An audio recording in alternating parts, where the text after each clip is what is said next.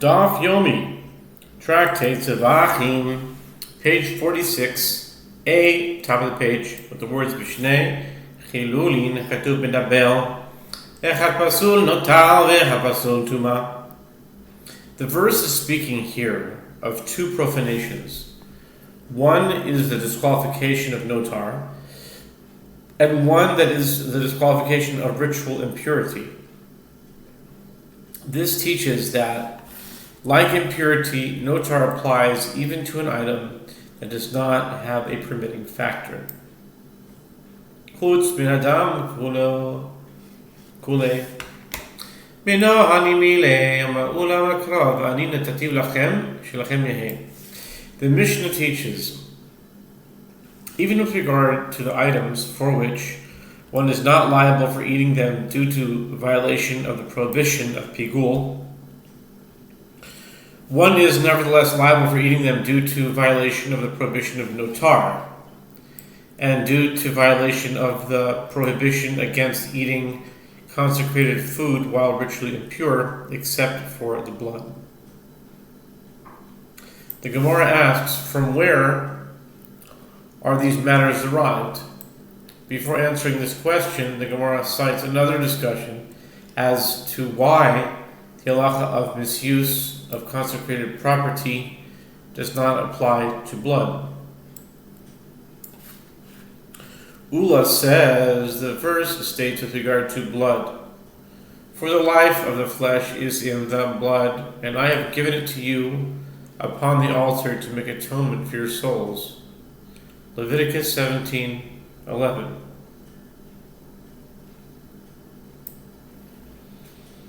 "For the life of the flesh is in the blood, and I have given it to you upon the altar to make atonement for your souls." There's power in the blood. Leviticus 17:11. To you indicates that it shall be yours. It is not the property of the temple, so it is not subject to the prohibition of misuse of consecrated property. The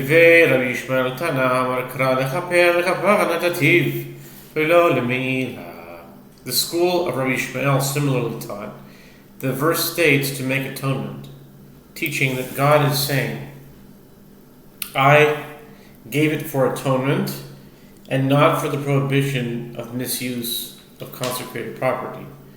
Rabbi Yochanan Amar Amakrahu Hu lifnei kapara kila achar kapara ma achar kapara ein bo meila af lifnei kapara ein bo meila. Rabbi Yochanan says that this halakha is derived from the latter part of the verse, which states, "For it is the blood that makes atonement for the soul." Leviticus 17:11. The term "it is" teaches that the status of the blood remains as it is, meaning it is before atonement as it is after atonement. As the Gemara will state, there is a principle that once the mitzvah involving a consecrated item has been performed, the item is no longer subject to the prohibition of misuse or consecrated property. Accordingly, the term "it is" teaches that just as after atonement, meaning after the blood has been presented on the altar, it is not subject to the prohibition of misuse of consecrated property. As the mitzvah has already been performed, so too before atonement, meaning before the blood has been presented on the altar, it is not subject to the prohibition of misuse of consecrated property. Ema. It's interesting, in Greek I think ema means blood. Ema? I think so, ema. Ema, I think it's where we get the word hemoglobin. Ema. But here it means say. Ema לאחר כפרה, לפני כפרה, מה לפני כפרה? יש פה מילה. אף אחר כפרה יש פה מילה, אין לך דבר שנעשית מצוותו ומעלים בו. But if the term "it is" teaches that the status of the blood remains the same before and after atonement, one can say, Just the opposite. It is after atonement as it is before atonement, just as before atonement is subject to prohibition of misuse of consecrated property, so too after atonement it is subject to the prohibition of misuse. Why are you saying after it's permitted? Why not before it's not permitted? Why? Who determines the direction in which way you're going? So too after atonement is subject to the prohibition of misuse of consecrated property. The Gemara rejects this. This cannot be the case. As there is a principle, there is no item whose mitzvah has been performed that is still subject to the prohibition of misusing consecrated property. Okay? There's a rule. The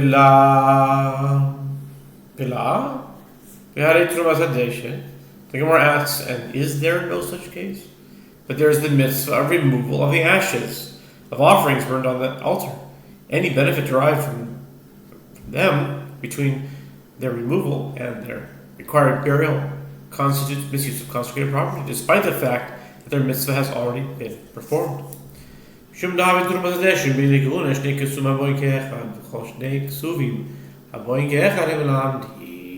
Gemara answers, the principle does not apply in that case because the matter of the removal of the ashes and the matter of the priestly vestments, the 4 white garments worn by the high priest and Yom Kippur, are both subject to the halakha that misuse of consecrated property applies to them even after their mitzvah has been performed. Consequently, there are 2 verses that come as one, meaning they share a unique halakha not found elsewhere.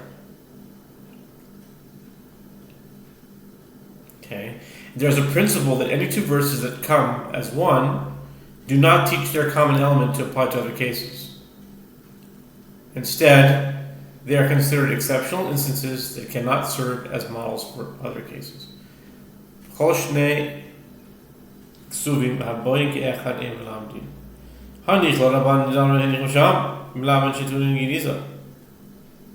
thought they were going to ask, but what about according to the one who doesn't hold the Shnei Ksuvim? They don't ask that here. Hasn't that been asked before? What about the one who doesn't hold? It sounds so familiar. Anyway, they don't ask that. What they say is Hanich Rabban and Damani Hanich B'Sham. The Gemara raises a further difficulty. This works out well according to the opinion of the rabbis who say in the verse, and he shall take off the linen garments which he wore when he went to the sanctuary and shall leave them there. Leviticus 16:23 teaches that the 4 white garments torn by the high priest on Yom Kippur are not fit for further use and they require interment. But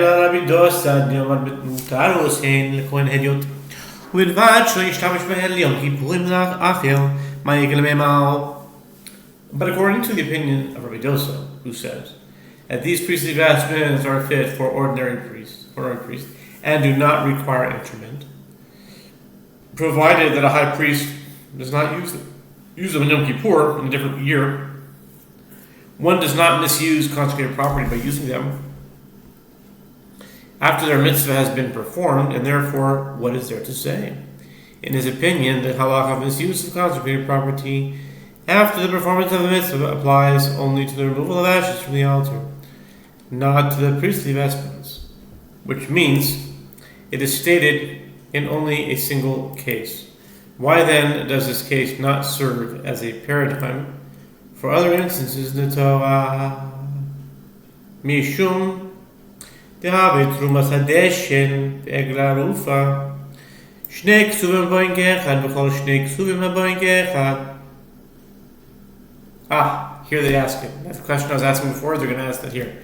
The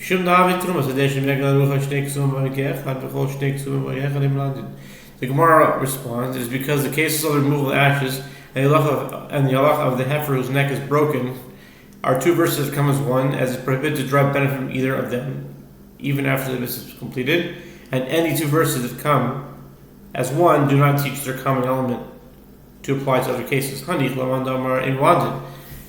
The Gemara challenges it from a different angle. This works out well according to the one who says that the 2 verses that come as one do not teach their common element to apply to other cases.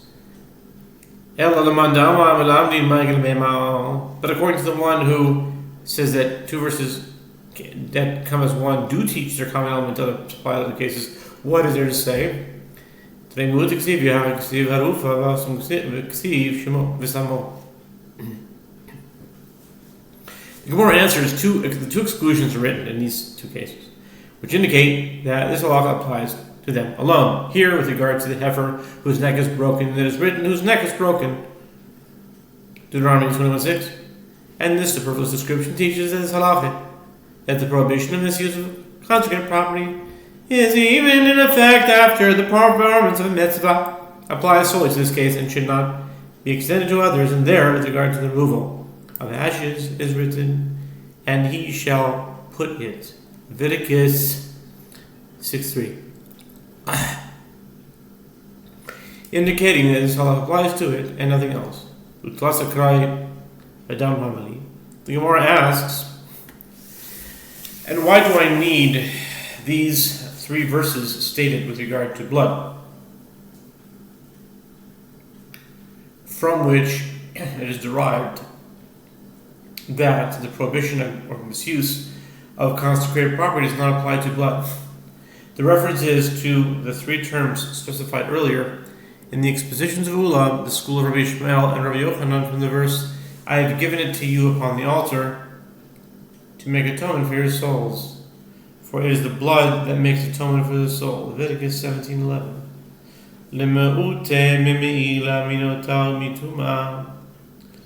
The Gemara answers, one of those terms serves to exclude the blood from the prohibition of misuse of consecrated property. Another phrase serves to exclude blood from the prohibition of notar. If one consumed leftover blood, he is not liable for consuming notar. Rather, he is liable for violating only the prohibition against consuming blood, and the last phrase serves to exclude it from the prohibition of ritual impurity. If one consumed this blood in a state of ritual impurity, he is liable only for consuming blood, but not on account of consuming consecrated food while ritually impure. Aval pigo lo tzarech krad tznan kol sheyesh lo matirin ben adam ben mizbeach hayav in Allah mishum pigo v'dam v'ven matirhu. But no verse is required to exclude this blood from the halacha pigo, because this is already derived from another source, as we learned in the Mishnah 43a with regard to any item that has permitting factors, either for consumption by a person or for burning on the altar. One is liable for eating it due to violation of the prohibition of pigul. The permitting factor itself is not subject to pigul, and consequently pigul does not apply to blood itself, as it renders the offering permitted for human consumption or for the altar. Rabbi Yochanan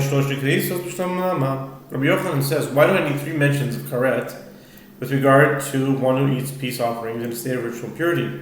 The 3 verses are, but the soul who eats of the flesh and sacrifice of peace offerings that pertain to the Lord, having his impurity upon him, that soul shall be cut off from his people. Leviticus 7:20. And when anyone shall touch any impure item, whether it is the impurity of man or an impure animal or any unclean detestable thing, and eat of the flesh and the sacrifice of peace offerings that pertain to the Lord, that soul shall be cut off from his people. Leviticus 7:21. And whoever is of all your seed among your generations that approaches the sacred items which the children of Israel consecrate to the Lord, having his impurity upon him, that soul shall be cut off from before me. I am the Lord. Leviticus 22, verse 3. And now we're turning to 46b, which we will start in the next video. God willing.